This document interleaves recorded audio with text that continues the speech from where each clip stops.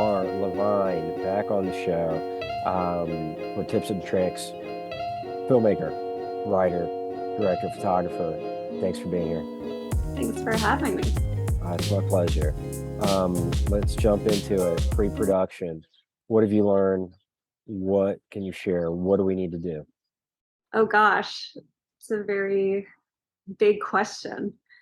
Um, Pre-production is so kind of what exactly would you like to know about Best pre? practices. What are like the key takeaways over your course of experience that you've learned that are must do's that kind of save you in pre-production? Save me, okay, pre-production to save me for production. Well, definitely the more planning, the better. That's kind of for sure. I mean, I would say that my whole ethos is plan very, very, very detailed, but then leave a lot of room to play around during the actual production. So, I think that it's for me, like I love having as many mood boards and shot lists and doing tech scouts and kind of like all of that stuff.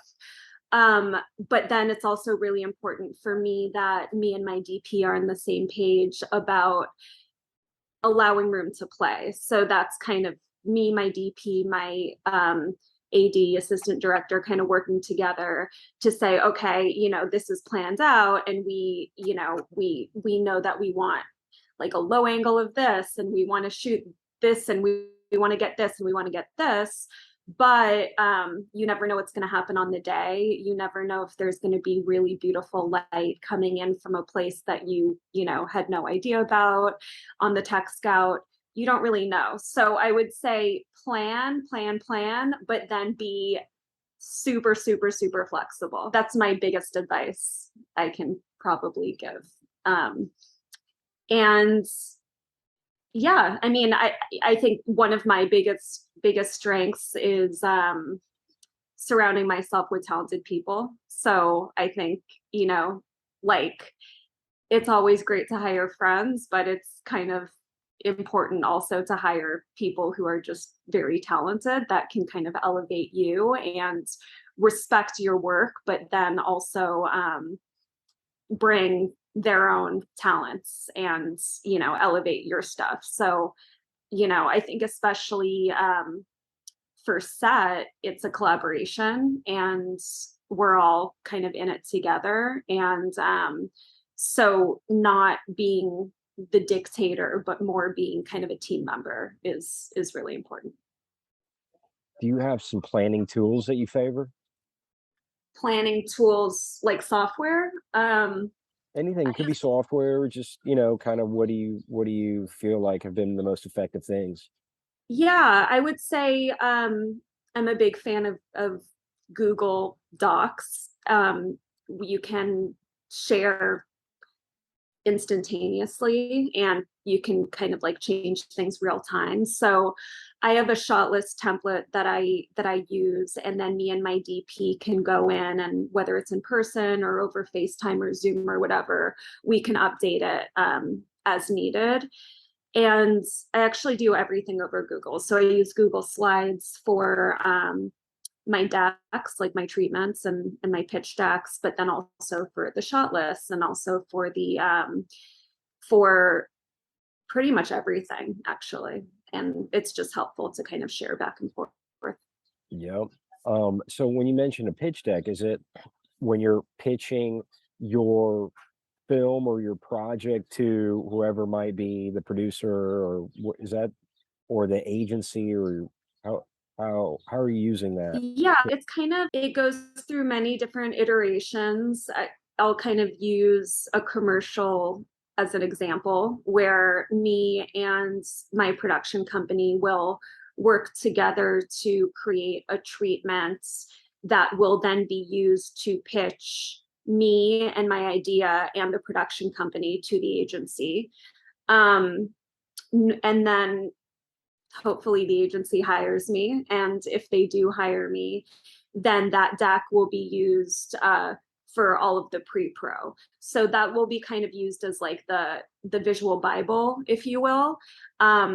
and from there we'll kind of like hone in on the details. So the deck is really made before we have any idea on the location or the talent or anything like that. They're just kind of overarching ideas that I have about the project.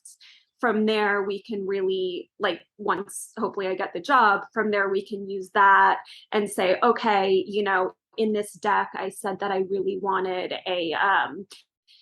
a big house that looks like Anywhere USA for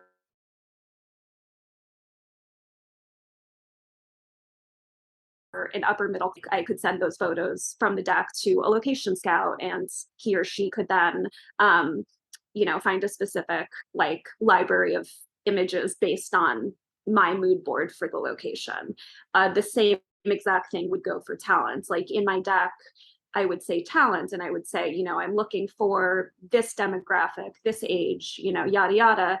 And then from there, I could share that information with the casting director, who would then get more detailed with it and more granular.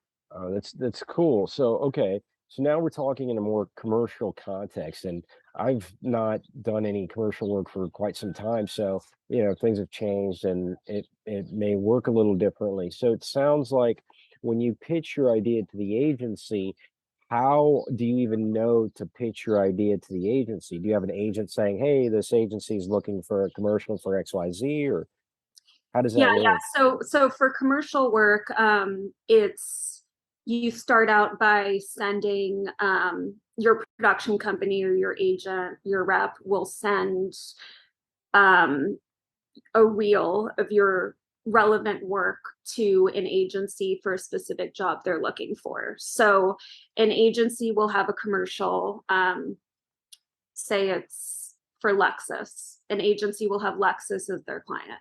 Then the agency will come up with kind of an idea internally. Then the agency producer will then reach out to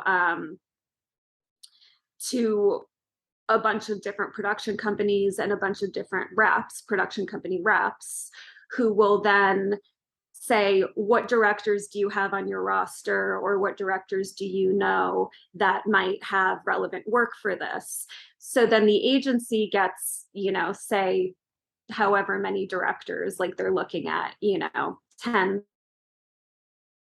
of 20s of, you know, however many directors it is, and they're just kind of sorting through reels and websites. And then from there, generally they'll pick three to, generally they're triple bidding, three different directors, and they'll ask three directors and three production companies to then write a treatment, and then they pick out of those three people. It's quite a process. Yeah, yeah, got it. Cool. Okay, well, so now you're on set and it's happening.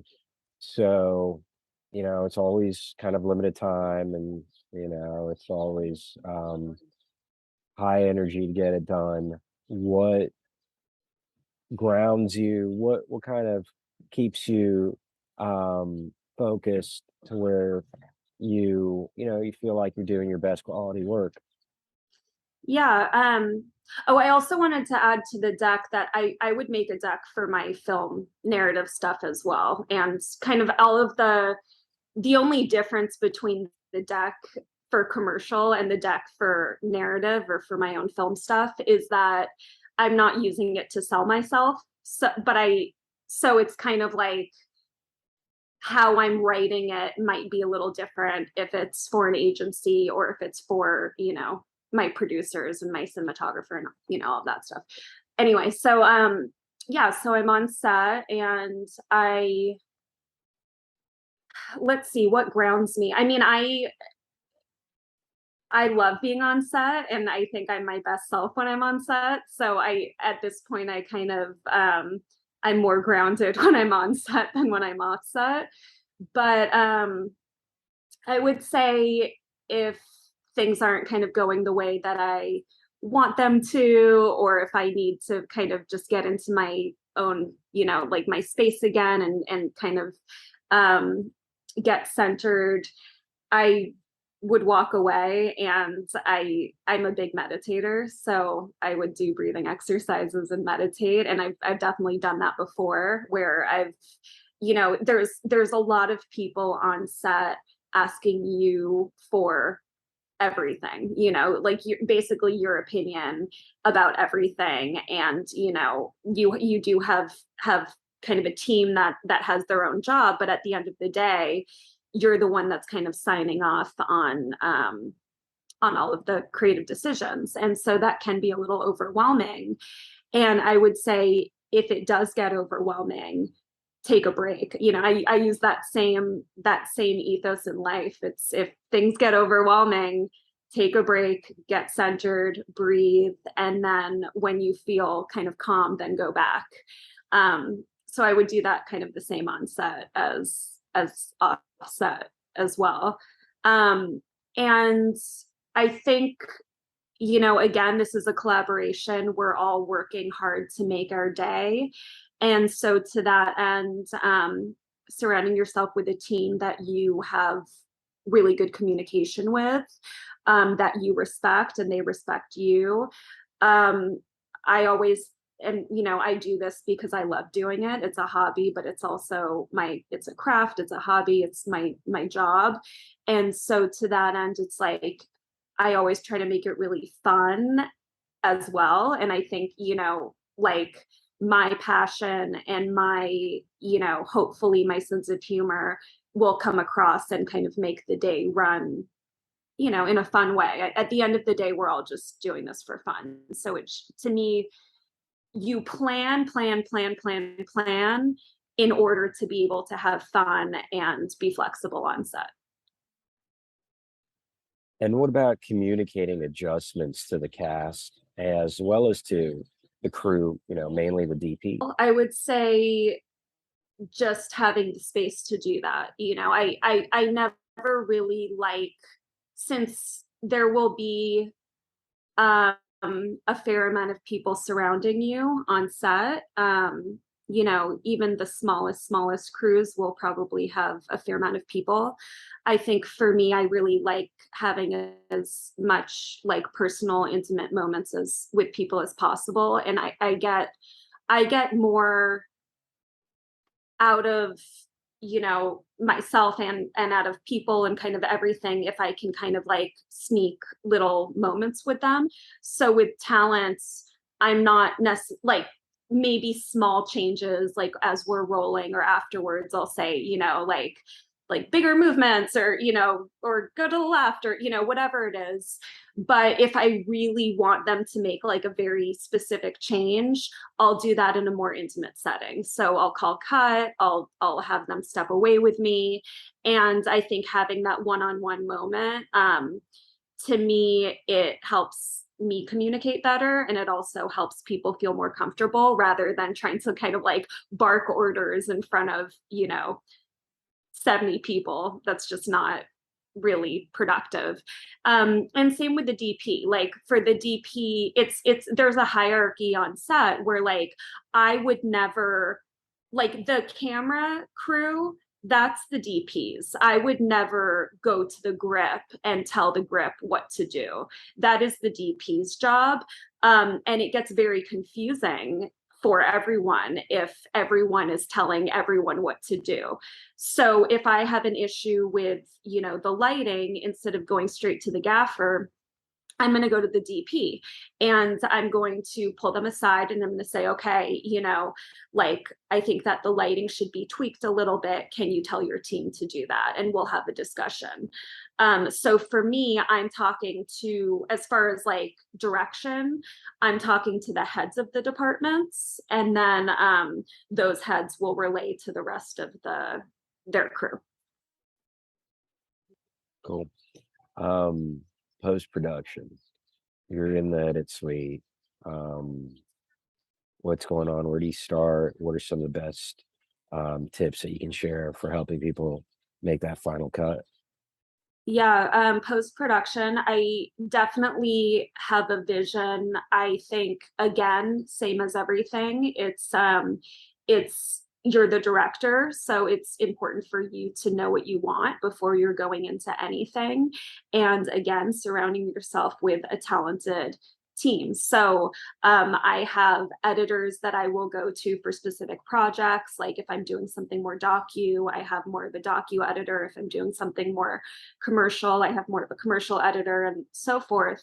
That I know is going to take my vision and really elevate it. But it's important for me to have a vision. If I just go to the editor and say, do what you want, that is not really helpful for either of us. But if I give them some sort of, ground work to, rely on, I think that would actually be more helpful. And so what I'll do is I'll send them samples of different pieces that I like. So I'll kind of, just in the way that I pull photography and clips for lighting and for composition and all of that stuff, I'll also pull samples for editing. So I'll say, I really love how, like how everything's very kind of slow and like very slowly moving and very centered in like 2001, like I love, Space Odyssey, how it's edited, like use that as your visual kind of Bible for this edit.